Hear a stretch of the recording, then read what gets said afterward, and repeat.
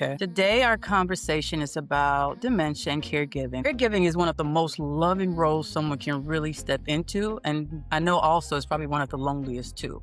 And the quiet grief that caregivers can really go through while still showing up every day for their jobs, their kids, their spouse, but they still have to show up for their loved ones. My guest today is Ty Lewis.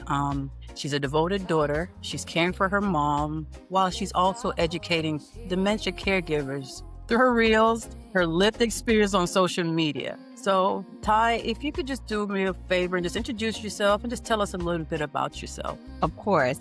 Hey, everybody. My name is Ty Lewis. I am a mother, wife, caregiver, and CEO of In Case I Forget Consulting. And what I do is I use my special education background and reading specialist background and assistive technology specialist background to educate other caregivers, to just remind them that they can find joy in this journey of caring for their loved ones, and also to remind them that, yes, it is a hard process, but with the tools and everything, patience and grace and intentionality, you can do great work. So I just want to let the people listening know that this isn't going to be a clinical conversation. It's an honest one. We're talking about moments that change you, the Yeah. grief that a lot of people, they look at grief as being somebody's passing, but also you can still be grieving while your loved one is still alive. So that's one of the reasons too that, I just want to talk to you as a caregiver because we really don't hear a lot of people talking to caregivers and how they really feel. So I really appreciate you being on. How has your journey been being a caregiver to your mom and how did it begin? So my journey started caregiving with my mom in 2020. And my father passed in 2021. My family became her official caregivers in 2021 as myself as her guardian. And it has been a long process. Watching my Mhm. mom go from, early stages to where she is now, in hospice, it has been an interesting journey to watch her from beginning to now again, moving into the end or being in the end stages. And so, yeah, that's how I started. So when was the moment you realized that your mom's memory was changing? Um, and when did you know that it was dementia, not just normal aging? How did that make you shift from being just a daughter to now being a caregiver? It's very interesting because mommy didn't live with me at the time. Mm. And so I remember getting a call because she had gotten into an accident. She drove into the ditch. She thought she saw a dog in the road, but it really wasn't a dog. And so there were just a few instances where she had retired from teaching and she Uh-huh. was subbing and she went outside and she couldn't find her car. There was one time where she was driving home and we lived in a small town and Uh-huh. she got lost and couldn't find her way home. And we're like, you know how to get home. And just Mhm. things like calling me and asking for my phone number or, accusing people of stealing from her. And we were like, what is going on? And I think the biggest thing, which would be small to certain people, Uh-huh. was when she was like, I lost my wedding ring and I don't know where it is. And I'm like, you lost your wedding ring? That doesn't make any sense at all. And so there were little instances where Mhm. we were like, you know what? Something is just not right. Mhm. And I took her to a neurologist in Atlanta. And that's when he diagnosed her. And by then she was like stage 3 or 4. She was still in the early stages. And from there, just hearing the diagnosis, I broke down and I tried to stay strong, but broke down internally. So because she Yeah. started crying and I didn't want to cry too in front of her, I needed her to be able to process what was going on. And so, yeah, it's been hard to watch like her go from we were sitting in office getting a diagnosis to now she's just battling. The transition was very hard and is hard. So there's stages, and I never asked us, how many stages of dementia are there? Yes, so I always tell people to look up the FAST scale. And there are 7 stages and they're broken down into mild, moderate, and then severe. And so Mhm. with the 7 stages, they're like A, B, C, D, and E. And so you can look on the FAST scale to be able to identify where your loved one falls. And some of them are overlapping. And so you can kind of get a picture of where your loved one is based on that scale. Oh, wow. Yeah, this is the Yeah. first I've ever heard of the fast scale, so Yes. it's interesting. Right. So did you, because you're saying this started in 2014. Mommy was officially diagnosed in 2014. Yes, Okay. she came to live with me. Yeah, so she came in 2020, with us again becoming officially her guardian in Mm. 2020, February of 2021. After your dad passed. Oh, Yes. wow. Mhm. Okay. So do you think her progress, is it going fast for you? Because now it's been what, 10 years? 11. 11 years now, right? So for mommy's, just her progression through the diagnosis has been slow. And I think a lot of that is because of my background in education and assistive technology and reading. So a lot of the strategies that I learned as a special education teacher, I use with her during this diagnosis. And a lot of that has really helped to keep her. Just like again with reading, making sure implementing vocabulary, placing vocabulary charts and vocabulary words on items that really helps with recall with her vocabulary, making sure Mhm. she has picture charts so that she'll be able to identify, different things like scheduling, visual scheduling. And so, again, a lot of the strategies that I learned as a special education teacher, I was able to implement. Right now, one of the things I was talking about the other day with my husband is that I'm now seeing how quickly she's progressing in this stage. And so, like last month, she was able to speak a clear sentence. And this week, she's really, really babbling and just saying a few words. And so it is fast. Like she's not walking like she used to. She doesn't want to Mm, walk. And so you kind of can gauge because I like assess her and I've been assessing her through the entire process. And so you mhm. kind of can gauge like what's going to happen next or where she is. Wow. And that's still on that fast thing schedule that you're saying. If you pay attention, So no? I pay attention to it, but for me, not necessarily. Like I'm giving her assessments from my special education background, from my reading background. Like, do you know the sounds of the alphabet? That Mhm, lets me know you are you progressing in the area of phonemic awareness and phonics. For me, mhm, it's assistive technology. What assistive technology devices do you need that'll give you access? mhm. Also, just are you walking? Can you jump? Can you follow instructions? Not Right. necessarily like if I say point to your head, it's not Mhm, necessarily that she's actually pointing to her head. She may nod her head. That's letting me know that she is processing and saying, I may not be able to point physically, but I'm mhm, showing you where my head is. So just for me to see that she is still processing what I'm asking her to do is a mhm, win. One of the other key indicators is me asking her name. And so mhm, her being able to still tell me her name, her full name. And I said, mhm. if she's not able to do that, I know that we are really, winding down. Right, right. Yeah. Wow. Wow. Okay. I'm glad you said that because now we have to pay attention to even with my grandmother on Yeah. because right now most of the time that sits at home, watches the news. Mhm. So we need to start implementing more stuff to keep their brain active. And that's I love that you said that. Keeping them active and talking to them and making sure that you have those conversations. A lot of Mhm, times people will say, "Oh, they're diagnosed with dementia. They don't know, what you're talking about. Why do you need to tell them the day or the year? They're just going to forget anyway." All of that mhm, stuff still matters. It really mhm. does. Even though you believe that they don't know, they're still retaining some of that information because Okay. it's repetition. So, Right. for example, mommy can't get up the stairs by herself, but she knows when we bring her up the stairs, we have a gate at the top of the stairs and there's a gate in front of her bedroom door. She knows automatically because it's repetition to lift up her leg at certain points Mhm. in the house.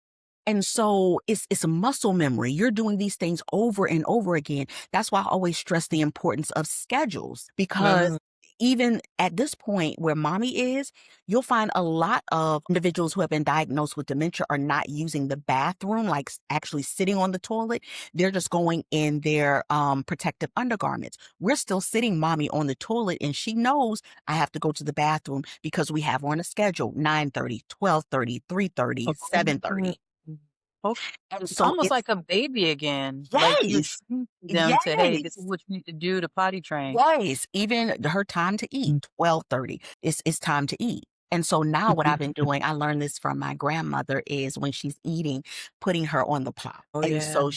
so my grandmother, when because she was my mom's mom, she kept children. And that Mhm. is how she would feed them so that they would learn, I'm eating and now I'm going to the In bathroom. the bathroom. Yeah. And Also, so, you're training your body. yeah. So it's simple things that you can do that won't make the journey as hard. Yeah. Yeah. Okay. Man, that's interesting. So I know, like I said, we've been talking about it. Dementia is progressive, right? Mhm. How do you cope though with watching your mom change over time while still trying to honor who she is, who she was? That is, I don't know. And I'm just Mm. being honest and answering the question, like, because you're watching them change, your brain isn't able to process. My mom has 2 degrees. My mom was an educator and now she's dependent on me 24/7. There's no way, because it's grief. And so you're cycling continuously through these cycles, and you don't really know where to land as a caregiver because every Mhm. day is full of grief. I think it's frustrating. It's hard. I feel joy. There are so many emotions that I can't really place a tag on, but it Right. is overwhelming. I can say Mhm. that. And so when Right. you look at, when I watch her progress and decline, it's just like, what is going on? This can't be the Mhm. mother that I knew. And I find myself going through pictures and videos and looking at, old pictures and videos and like, where is this person? Yeah, Yeah. that was my next question. I know it has to come with grief, and you Yes. just hit it on the nail on the head. Is Uh-huh. because you are grieving, right? Yeah. I guess what kind of grief have you gone? Because a lot of people think grief is only a person dying, It's anticipatory or grief. is it So that's anticipatory? anticipatory grief. And so you're like, what's coming? But I'm also here. And so I'm Right. grieving for someone who I've lost. So one thing they say about dementia is that you lose the person twice. Once when they're here and then when they're gone. And so it again, I know I use the word exhausting, but you're going through so many emotions. So it's hard to pinpoint and it's not even every day, it's throughout the day you're going through something. And so I am literally grieving who I was, grieving who my mom was, well, who I was to my mom, I'm sorry, grieving who my mom was as an individual, as a person, as an amazing person, and then grieving who she is now, and then waiting to grieve when I don't have her anymore. And so again, it's just that cycle, I that know. I continuous know. cycle. Yeah. How do you deal with that though? Do you have friends and family that you talk to? Because like, how do you, Yes, you of know? course. Their Okay. Lord in my word, praying, and just like family and friends, making sure that I surround myself with community that will Mhm. continue to encourage and uplift me and pour into me, because we can't do this journey alone. One of the Mhm. things that I understand now is that as a caregiver, I have to ask for help because help is holy. And so the Right. people that I'm asking for help, they in turn pour into me. So processing again through therapy, reading the word and praying and affirming who I am, not just as a caregiver, but as an individual. And then Mhm. having that encouragement from friends and family just really goes Mhm. a long way. I love that. I love that. So I know you're educating caregivers through the reels that you're doing on Instagram. What made you decide to share such a personal journey publicly, and how has that community impacted you? So I started Mommy's Page in 2019. Always Mhm. say this. One of the main reasons why I started was because, when you're first diagnosed with dementia, they're like, oh, join the support group, join the support group. And every support group I joined, I was like, Lord, just throw me off the ledge because these people, Wow. it was insane. And Really? I understand grief. I understand like you're going to complain, but it was just next level. I couldn't take it. And I was just like, this journey is hard, but it can't be that hard. Mhm, And mhm. so I wanted to create a space that was vulnerable, that gave caregivers a space to see my life, but Mhm. also point them to God. And so Right. that was my main reason for starting the platform and just saying, like, this is life, but you still have the ability to live. And Right. so from that, we have grown like crazy. And it Mhm. has given my community a space to see that, yes, you can do this work, you can survive, you can travel with your loved one, you can do things Mhm. that you thought you didn't have the ability to do. And so Mhm. I think my community has taught me that being a role model and showing them that it's possible, like, my community has uplifted me Love because that. just by supporting me and saying, "Yes, this is what we needed." And so what I wanted to do is build something that wasn't there and Mm. be something that somebody else did not have. And That was we the big appreciate Yeah, that was the we biggest. appreciate it. Yeah, because me seeing this, I forwarded it to my family members as well because Yeah. I see how you're dealing with her, and I know it has to be hard. So I Mhm. appreciate you doing this. You're always educating, and I love it. So please keep up the good work. And I Mhm. know, like I said, you just got to pray because we know what's coming. You know. Yeah. So, Yeah. what's one misconception in dementia caregiving that you wish more people truly understood? Oh, there are a lot of misconceptions. What's the major one that you think? Oh, there are a lot of major ones. It's a Um, lot. because so Really? many people get on the internet and just say whatever. For example, I'll say Mhm. this. There's this person on Threads that said, I'm a neurologist. And I'm just paraphrasing what he said. Like, I'm Right. a neurologist. And Mhm. one of the main ways you can get dementia is by drinking alcohol. Sir, sir, it's a Right. risk factor. Yeah. Please. Right. Right. My Right. mama No, I didn't. get My mama did not drink. And right. so there are so many misconceptions. People think that your loved one is supposed to look a certain way the entire diagnosis, and Mhm. people don't understand that they change. There are, oh gosh, It's so much. So it's you so what much.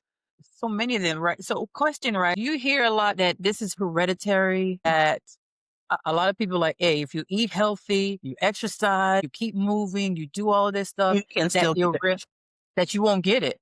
you can still get dementia. I know Mm. healthy people, and it's scary because, like, I'm going through TikTok and things like that, and there are people who are 38, 40 who are being diagnosed with early onset. Okay? 38? Yes, Oh yes, God. young being diagnosed, Yes. okay? And so, yes, you can do those things and you can still be diagnosed, or Right, you may right, not do those things and you might not be diagnosed. And right, so, when right. you talk about it being hereditary, my mom, her brother, and so it's Oh, a scary feeling. And so, don't quote me on this. I can't remember the name of the gene. I have to mhm. Google, but the name Yeah. of the gene, but there is one gene that is hereditary Oh and can Lord. pass. Now I could go. I need to go do my I need to go be doing my tests. No, No, okay. well, All well, right. well, one thing that I do love is that they have tests now, so blood tests, and you can do a Right. CT scan and all of these things if you go to a neurologist. Mhm. And one thing that I always say is, even if I was diagnosed, like, because of there is no cure, but Mhm. there are strategies. Okay. And so following and implementing strategies will help you last so much longer. Okay. Yeah. Yeah, because I know a lot of younger people right now are scared because, when you get in Mhm. your 40s and 50s, you start forgetting people's names. You like, again, you see the joke about, especially And going through menopause. perimenopause. Look, you have your phone and you're looking for your phone everywhere, your keys. So a lot of Listen, people think that could lead to dementia, but that's probably just a part of aging as well. it's like dementia is not a normal, like, when like forgetfulness, memory loss, that's not Yeah. a normal part of aging. And Mhm. so when you look at, like, the difference of, with memory loss, it's like, Mhm. okay, I walked in the kitchen and I forgot what I was coming in here for. Right, right. Okay. We do that, right? Mhm. And I'm in perimenopause. We do that. Yeah.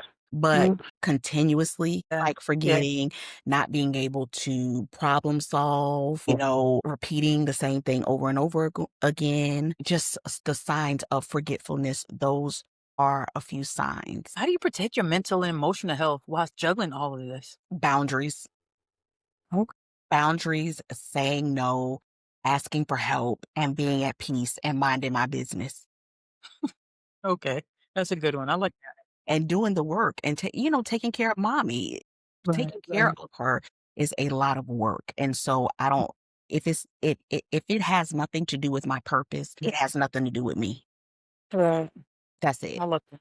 I Yeah. love that. So for someone who just found themselves becoming a caregiver overnight, what's one thing you wish someone had told you earlier about caregiving? Make sure you research. Make sure you have your paperwork in order Okay. because a lot of people think, oh, I can get a power of attorney. Go through the entire process. Get your Mhm. lawyers, get the elder attorneys, go through the court so that you will have everything in order. You need it. And in some states it's different. Like when we were in Georgia, it's the guardianship and conservatorship. In California, it's just straight conservatorship. So make sure that you have everything in order. Always Mhm. document. Okay. Yeah. This is not a journey where you can just wing it. If you do not have the proper paperwork, you will not be able to access your loved one's medical records or anything like that. So make sure that you're prepared. You can't ask questions. You can't get any information. So even though they know that this That patient has it dementia doesn't and matter. you're It does not matter. It oh, doesn't matter. wow. I You, understand the HIPAA law, yeah, but it does you not. know a person's not mentally, it doesn't matter. It doesn't matter. Your name needs to be on that paper. Wow. So And they're that going has to to be ask, done before they get to yes. that last stage? Yes, I don't care about nothing else. And then Yeah. research and make Yeah. sure you know what you're talking about. Make sure that you understand what dementia is. I tell people often when and this is one of the things that I'm thankful that mommy's neurologist did it because in the beginning I didn't know. But when you talk Mhm. about dementia, I tell people dementia is the umbrella. Well, under the Yeah. umbrella, we have many raindrops. And so there are over Yeah. 8 types of dementia. Yeah. So make sure you get the proper diagnosis. And you always ask, what kind of dementia does my loved one have? This Mm. allows you to get the proper treatment. So that'll be the first thing because Mm. the diagnosis allows you to get the proper treatment.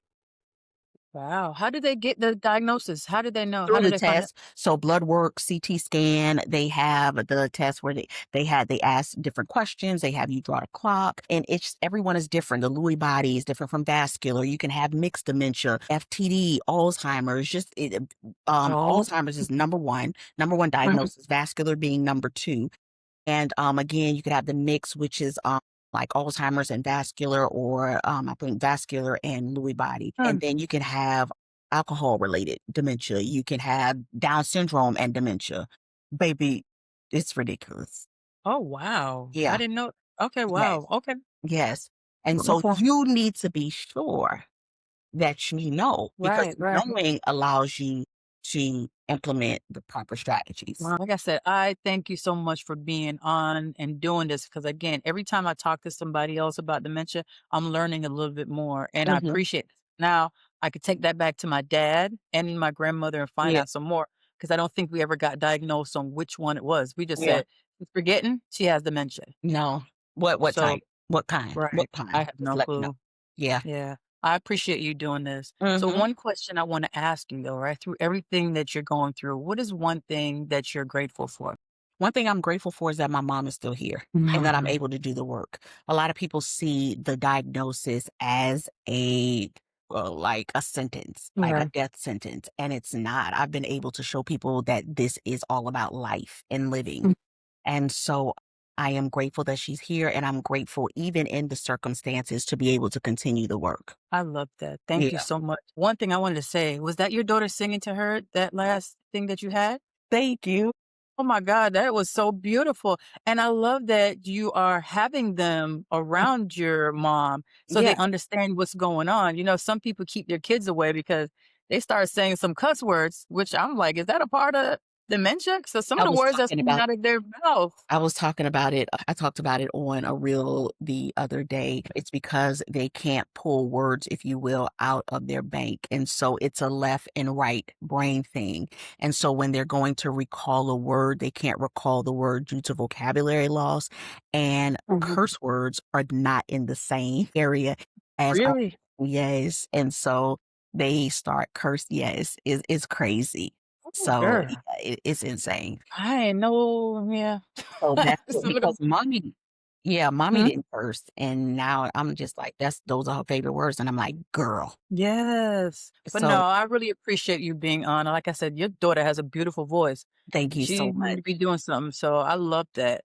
You Thank almost brought tears to my eyes when I saw her sing, and it calmed me down, Yeah, yeah. you know? One of the things that's very important for us is to involve them in this whole process because we're Yeah. teaching them to be servant leaders because life is going to hit you hard and you have to know how to navigate life and how to serve others. That's what life is about. It's not about us. It's about us walking low and being servant leaders. Yeah, I Yeah. appreciate yeah, so much. Caregiving doesn't come with a manual, and grief doesn't wait for goodbyes. If you're caring for someone with dementia, know this. What you're feeling is real, valid, and shared by more people than you know. Thank you so much, Ty, for your honesty, your heart, and also for showing caregivers that they are not alone. And to everyone listening, if this episode spoke to you, share with someone who needs to feel seen. Thank you again, Ty, for being on here and giving us some information.